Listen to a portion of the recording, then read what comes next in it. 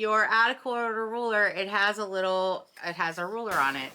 I feel like this is very serious. Right? You need to liven it up a little, sister. We haven't said anything that's funny yet. I know. We'll get there. Don't worry. Well, you did slur at a car roller. Yeah, ruler. Just know she hasn't drank yet. Out of car. Bartend. We're paper piecing. I'll take a double.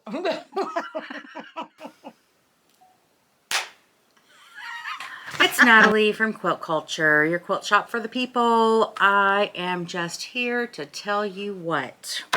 Paper piecing is my joy.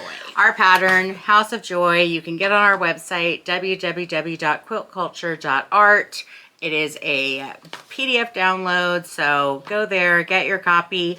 I'm going to show you how to make the tree and the small house today, and hopefully this will encourage you to make the whole thing. I'll teach you how to lie and cheat and whittle your way through. I will teach you how to check your work so you never have to seam ripper. Seam rippering is the devil's work, and we don't do that here. There will be no rippering allowed.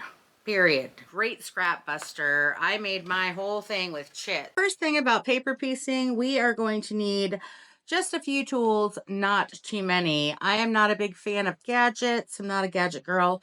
I am more a super duper simple kind of girl. You will need one straight pin. You will need one add a quarter ruler. It is very important that your add a quarter ruler is the one that has the beveled edge on it. That is going to be for folding. So it should be a 1/4 inch fat piece on this side and a beveled edge on the other side.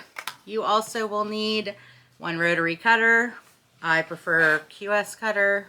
And you will also need a pencil and quite possibly a separate ruler, because in the end we are going to trim these long pieces. Of course your sewing machine, of course your templates, of course your fabric, and a fair amount of joy in your heart.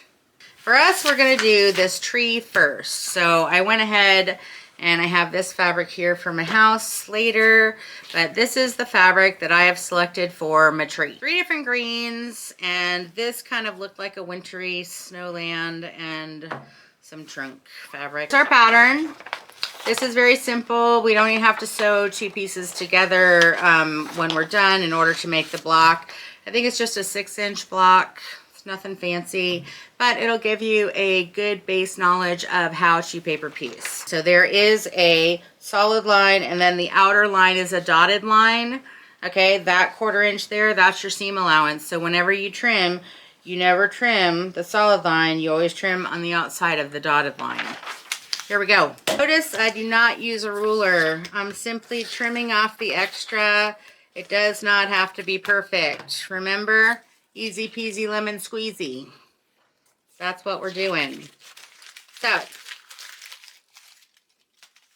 now we have our lines here, and so what we're going to do is we're going to pre-fold the lines. This is the part where the bevel on your ruler comes in. I know some of the outer quarters are squared off. Get you one with a bevel on it because it's going to be important. How do I tell if the bevel is the right way? If you put your ruler down on your mat like this and you go like this and it makes sound, it's not the right way for folding. If you lay it down like this and it doesn't move and it doesn't make sound, that's the right way for folding. So you're going to lay it on the solid line, okay? And then you're going to push down here with your fingers to hold that ruler tight. And then you're going to pull this over and you're going to crease it. All right. It's important to get it pretty close to the line. That's going to be the most helpful for you. And we're going to fold all of the interior lines. Now, when I say interior, I mean all of these inside lines here. We are not folding this exterior line, and we are not folding on the dotted line. You don't need to fold those. All right, so real quick, we're just going to fold this up.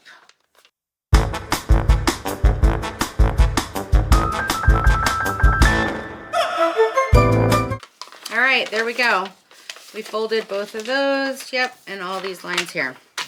It's good because paper has a memory. So the brown goes to the brown, right? And then I have 3 different greens. I don't really have to decide which green, but we're gonna label this. This is green, green, green, green. These 2 side pieces here, we will deem as the same as these here. We're gonna call them sky. Sky. Now you could put white, sky, whatever you want to call whatever fabric you're using, so long as you know what goes where, right? Now what we're going to do is we are going to discuss how to figure out if you would like to cut your big piece of fabric down, or your out of quarter ruler. It has a ruler on it. So here it is, 1 through 12 inches. And our brown piece here is 1 inch by 1 inch. However, it needs to be bigger because we need a seam allowance and we need the extra to trim off. Okay, so right, 1 by 1. So you need to add extra to that. You need to be at least a 1/4 inch over this way and a 1/4 inch over that way and a 1/4 inch down and a 1/4 inch up. So that would make it, in fact, more like 1.5. So I say we'll cut it about 2 inches. Here you go. Ready? We're going to measure 2 inches. Are you ready? You're on a grid. Here we go. Yep. And let's see how big these little strippy things, because we could cut strips of our green and that would make it easier when we go to paper piece it. But honestly, I think I'm going to leave the sky whole because those are weird shapes and we don't want to risk getting caught with our pants down. We want to make sure our pants are up. Always. Just saying.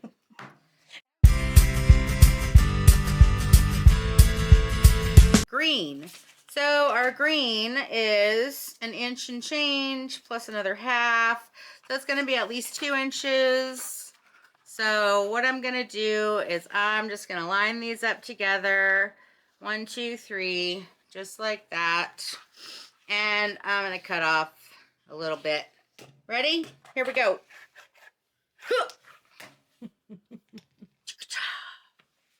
So now I have my sky, I've got my trunk, I've got my 3 different green colors. I have pre-folded my paper using my out of quarter ruler in the proper position. And I have labeled all of my stuff. I have it all. I have it all. Here we go. Let's do some sewing. Come on. We're going to turn our stitch length down to a 1. I know you're scared. Don't be. But Natalie, I'm so scared of a 1. You can do it. I can't seam ripper a 1. Nobody can seam ripper a 1. That's why we sew at a 1. Paper piecing goes by number. It's very easy. You learn to count when you're kindergarten, when you're 3, 4 years old. So paper piecing is by number, which means we're going to do number 1 and number 2 first. Then we will go in order. We will attach number 3, 4, 5, 6, 7, 8, and 9. And so one thing is, down here, these are sky patches and they're pretty skinny. And so what I'm going to do is, this is another way of measuring, by the way, is if you can see here, I have my sky piece and I put it over top of this, and I've made sure it's well beyond this line because you need a seam allowance. So my sky piece is all the way over to here. And what I'm going to do is I'm just going to chop off a piece right to here. And what's that going to do? It's going to give me an easier, more manageable piece to put into my sewing machine. First things first, all of the rules about paper piecing. It's the same steps over and over. As long as you get it right, the first step, they're the same steps over and over again. So the first piece goes face down. This is piece number 1. All other pieces go face up. I know you don't probably understand that just yet, but stick with me. This side is the back side of your quilt. This side is going to be the front side of your quilt. That means that the good part of your fabric is going to end up attached onto here, and the good part is going to be facing out. Piece number 1 goes face down. And then we take the number 1, this is A1 right here, and we stick it down on there, metaphorically. Not gluing it, just pretend like you've stuck it on there. Then what we have to do is we have to fold back number 2. This piece is number 2. We're going to fold back number 2. Okay? So now we have a folded edge. And what we want is we want this folded edge to be 1/4 of an inch from the end of the fabric. That's your 1/4 inch seam allowance. So make sure that your number 1 piece is stuck to that sky piece right there, and fold this back. Make sure that's 1/4 inch from the edge, right? You also want to make sure that it's covering. You can see here that it's covering. Sometimes there'll be a question. That's where the pin comes in. So that's number 2. Then you're going to take your trunk piece. You're going to lay that down wet face up, because first piece goes face down, all other pieces go face up. Then you're going to pick this up with your fingers, right? And you're going to set this on top of your brown piece that is face up. By doing this, you are putting your right sides together. Then you're going to pick up all of it. So you have got your paper that's folded. You've got your piece number 1 and your piece number 2, right? You're going to pick it up like this, and you're going to lay it down in your machine, okay? We are going to reach under here, and we're going to hold this paper here, and we're going to open this paper because we have to sew on the line. You're just going to gently guide it in, and you're going to sew on the line between 1 and 2. Easy. You can go full speed, because when you sew at a 1, those are little tiny stitches, and so it makes you sound like a race car driver. Never. Go! How do I pick up my presser foot? I have a knee bar. Hands free. Ooh. Fancy pants. It's really not that fancy. Everybody has one, we just don't use them. That's right. It's pretty common on most machines, but it keeps your hands free, so you don't have to reach back and reach back and reach back. And then my scissors cuts off my thread perfect, so I don't have to even pull the thread and clip it. Everybody should have a scissors and a knee lift. Everybody. Okay, so now I've done that. I've sewn that one little line. What I'm going to do then, I'm going to take it out of the machine. I'm going to flip the whole thing over like this, and I'm going to open up my fabric piece, and I'm going to finger press it, okay? And then I'm going to flip the whole thing back over with these open, whole thing back over like this, and I'm going to fold over. My next line is between 2 and 3. Fold back that line right there, and then we're going to trim. Now, how do I know the add 1/4 ruler is in the right position? You hear that? That little ridge bumps right up against your fold. If it's the other way, it don't bump against anything. Right there, right against your fold. So you do that, and you trim your 1/4 inch. Toss that aside. Now, we have our 1/4 inch. This is our number 2 piece. And what do we need? We need a number 3 piece. What is the number 3 piece? Sky. Why? Because I labeled it sky. Now I know what I'm doing. See that? Then I'm going to put the number 3 piece, which is the sky, face what? Up. Face up. Exactly. Because number 1 goes down and every other piece goes up. That's the way it is. Then I'm going to pick this up, and I'm going to lay it down on top of my sky piece. And I want to make sure that it covers, right? How do I know if it covers? Well, first off, I can see it, right, on the back side. So we know that the length is plenty long enough. Can you see that it has to cover, and it's all the way down here? So that's plenty long enough. Then side to side, we need to make sure that it covers. It's like a book on hinges. We need to know that it covers, so when it covers like this, it will cover when you open it like this. That's how it works. So this is folded down, which means that this piece under here is also folded down. And when we sew it and we open up both of them, they will be the exact same. They will cover. Now, if you think you might not be covering, that's where the magic pin comes in. So you can see right here through the paper, might be hard for you to see, but there is your outer 1/4 inch right there. And what you need to do is you can just poke a pin through the longest part, and you can see, does it cover? So when I poked my pin through, see that? it covers. How do I know? Because the pin is through all the layers. That's how you can double check. If you poke the pin and it don't cover, you better not sew it because we don't seam ripper. So that covers. Perfect. Put my pin back in my pin cushion. All right. So now I'm going to put this back in the machine. I'm going to open this and I'm going to sew it. Done.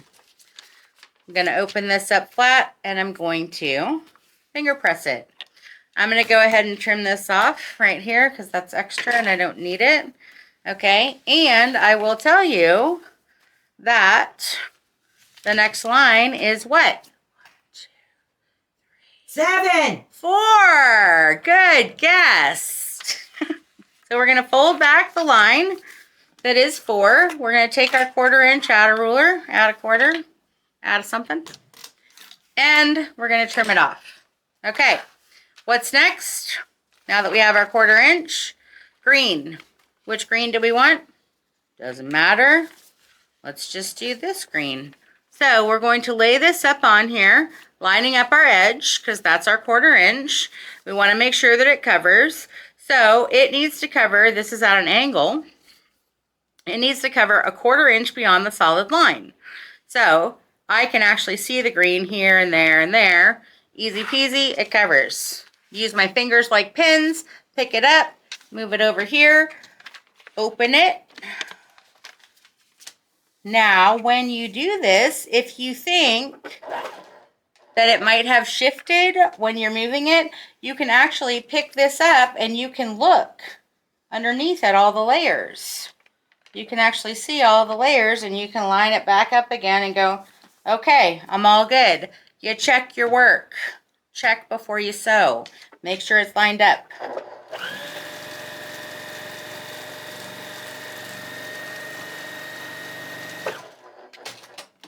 Then what? We open it up and we finger press it. See that? Then what? We turn the whole thing over. Then what? Number 42. 5.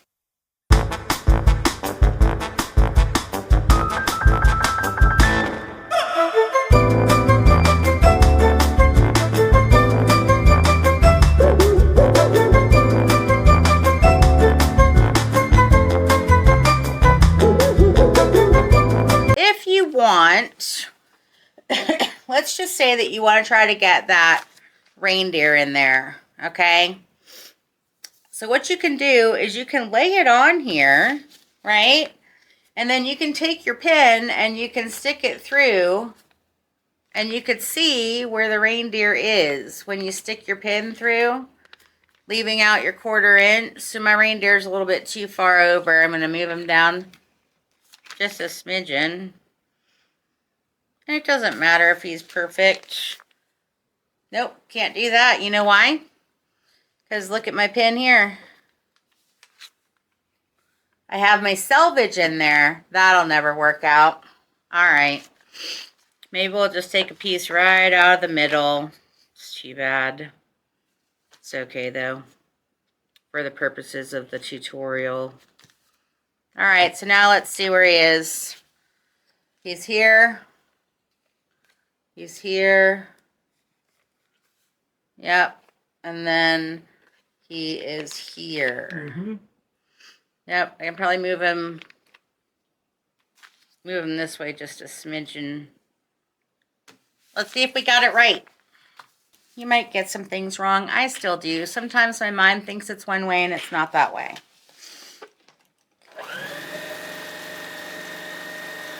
And what are the steps? Sew. After you sew, finger press. Oh, we have to trim this. I do apologize. So if you do something like that, then you do have to trim this again because I didn't trim it ahead of time. Right? Fold back the next one. It's also green. Big shocker.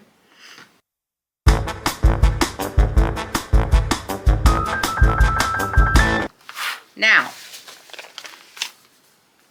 after 7 comes 6, 7, 6, 7, 8. 8. 8. All right, number 8. Cut, trim it. All right, so we have this beautiful winter wonderland sky. So we're going to line this up here. Now triangles are trickier. Definitely trickier. So you want to make sure that you have good coverage all the way beyond your 1/4 inch on the side right here and beyond up here, okay, which we do because there it is. All right, and you want to make sure that it covers down to the point down here. So you can poke your pin in right there. You can flip this over and you can go, of course it covers. It's huge. This piece is huge, huge. Gargantuan. It is the largest. Gigantic. Shall we say nope, we can't. Enormous. I was gonna say enormous. That covers great. We're gonna plop it on in there.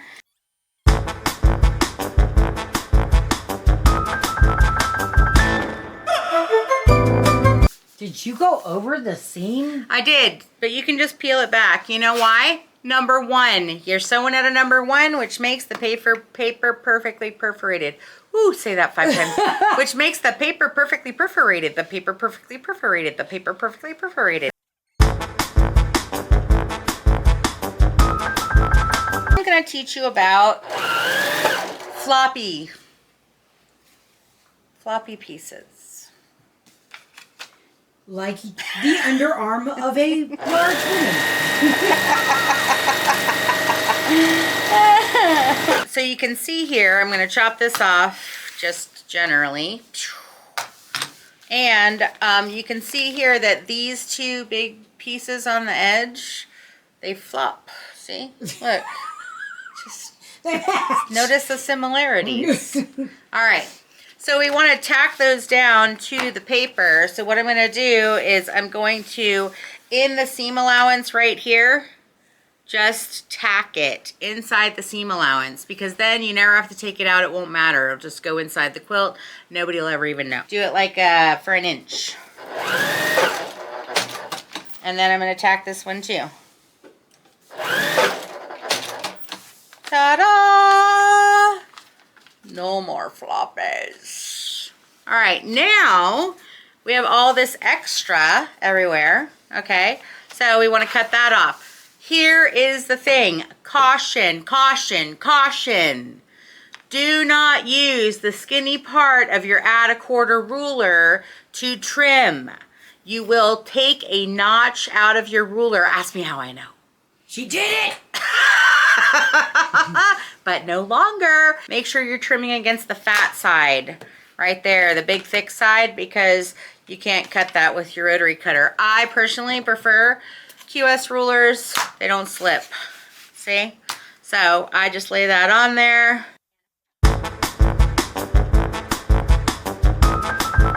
So I'm trimming on the dotted line, not the solid line, the dotted line, because that right there is your 1/4 inch seam allowance, and you need that to attach your other blocks to this one. Now, who wants to see our tree, our love tree? Me. Ta-da!